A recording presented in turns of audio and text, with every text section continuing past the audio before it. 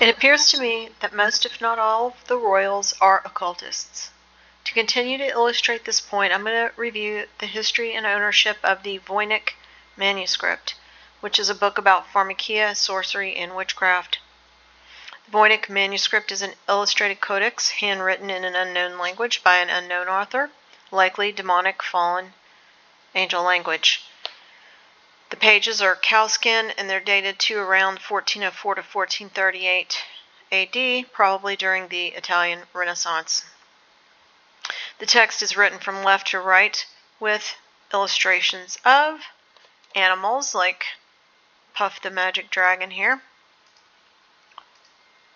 castles, which is likely where most of the pharmakia and sorcery takes place, women doing what looks like sex magic rituals, plants like this mandrake here, which is a psychedelic and also has been grown at Oxford in the garden for over 400 years,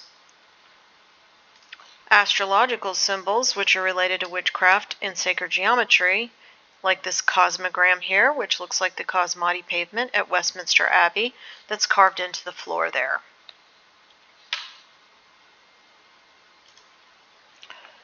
And I'm not going to go into too much of that book because it's a grimoire. Clearly, my main goal is to show who is interested in that sort of thing to prove my point about the royals being occultists and basically witches.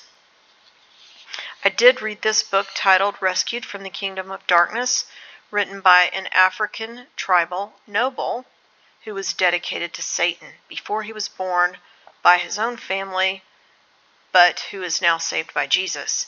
I do believe this man's story because what he describes about his own situation mirrors exactly what I've been covering about the Western royal occultists on this channel. He describes the same practices that the Western royals implement, just from a different cultural perspective.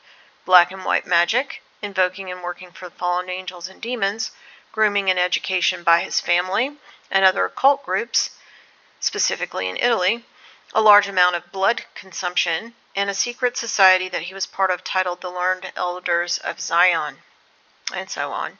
So just imagine similar practices on a much larger scale with the global elites versus the African kings. Both practice black magic and white magic and use similar methods. And also, the Western royals, they collect witchcraft and occult practices and objects from different cultures, such as the Africans and the Native Americans. The city of London traded a land deed at Lake Havasu for a Hopi Kachina Nephilim doll because of its supposed powers. And Sir James Frazer wrote an entire book, The Golden Bough, with collections of witchcraft from all different cultures and time frames historically. And those are just a couple of examples. And the witchcraft does work. If you don't doubt that, you ask yourself why the entire world would willingly restrict their own breathing, put themselves on probation, restrict their income, and poison themselves over something invisible they heard about on the lying news. And why almost everyone in the world believes that they live on a spinning ball hurling through space, when their senses and the Bible clearly say otherwise. Also want to mention that I do not believe we are in the little season and that Christ has already reigned on earth for 1,000 years as an earthly king. I believe that we are in the birth pangs. I have investigated both the little season theory and biblical cosmology, and I've prayed about both. And I will not change my mind about either, and I will not debate other Christians about these topics. I won't try to convince you, and you don't need to try to convince me because I've already considered those ideas and I stand firm in my own personal conclusions. The main goal of this channel is to point out the witchcraft and sorcery and who is likely responsible for that, because I also believe the mark of the beast and the Antichrist are imminent, and these will be the people who participate in its implementation. So back to the witches who have clamored after the Voynich Manuscript. Since 1969, it's been held at the Yale University's Rare Book Library, but it was named for Wilfrid Voynich, a Polish book dealer from a noble family who purchased it in 1912. Voynich was born of a Polish-Lithuanian noble family of a Polish heraldic clan. He was a licensed pharmacist. He moved to London in 1890. He became an antique bookseller around 1897, acting on the advice of Richard Garnett, a curator at the British Museum, and he opened a bookshop in Soho Square in London in 1898. But prior to that, it was owned by this Rudolph II, Holy Roman Emperor from the 1600s. Rome being the last beast empire in Daniel's interpretation of Nebuchadnezzar's statue. And here is Rudolph II depicted with this pan-like creature on the left here of his portrait. And then up top you see this goat with a snake or marine snake tail at the top there. Very pagan depiction of Rudolph II. And here he is depicted as Vertumnus, a Roman god of seasons, and it says Rudolph greatly appreciated that work. This guy was an occultist who also owned the Devil's Bible, the Codex Gigas, which I covered in my video titled The Devil Wears Hermine. Rudolph was a devotee to astrology and alchemy, and his lifelong quest was to find the Philosopher's Stone. He brought alchemists Edward Kelly and John Dee into his court, performing experiments in his private alchemy laboratory. Rudolph gave Prague a mystical reputation that persists in part to this day, with Alchemist's Alley on the grounds of the Prague Castle being a popular visiting place and tourist attraction. And here he is. This painting of him, he was a Habsburg, which you can see from his jaw from the inbreeding.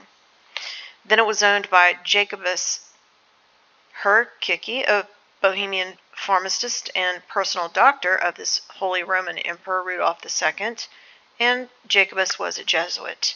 Then it was owned by George Baresch, a Bohemian antique dealer, an alchemist from Prague, a Jesuit. Then it was owned by Athanasius Kircher, German, Jesuit, scholar and polymath who published 40 major works of comparative religion, geology, and medicine, a master of 100 arts, including the supposed deciphering of hieroglyphics. The next one is John Maurice Marcy, Fellowship of the Royal Society, personal doctor of Emperors Ferdinand III and Leopold I. In 1654 he was given a noble title, and the crater Marcy on the far side of the moon is named after him. The next one was Peter Jan Beck, a Belgian Jesuit priest, elected the 22nd Superior General of the Society of Jesus in 1853. The next is Ethel Voynich, spouse of Wilfrid Voynich, who the book is named after. She was from Lancashire, England. The next was H.P. Krauss, an Austrian-born book dealer who specialized in medieval illuminated manuscripts, the most successful book dealer of the century, who bought collections and sold individual books from many different libraries of nobility, with a special interest in Sir Francis Drake, the explorer and knight who I've covered before. And all of this is to say that these are the types of people who own such works of pharmakia and sorcery. And why would that be? Because they are studying and practicing witchcraft. The reason I cover this is because it works to some extent on some people, and all of this leads up to the mark of the beast. I watched a recent interview with Whitney Webb where she talked about BlackRock's continued push for digital ID and digital currency, which she follows very closely, and she says will be the result of a soon war and economic collapse. I don't think she's someone who believes in Bible prophecy, but who does a lot of research on the political and economic side of things. To my way of thinking, this push does not appear to be the sole work of crooked businessmen and politicians who are doing this for personal gain and control. The root of it all is these people who communicate with the fallen. And I will link Whitney's short interview in the description box. Thanks for listening.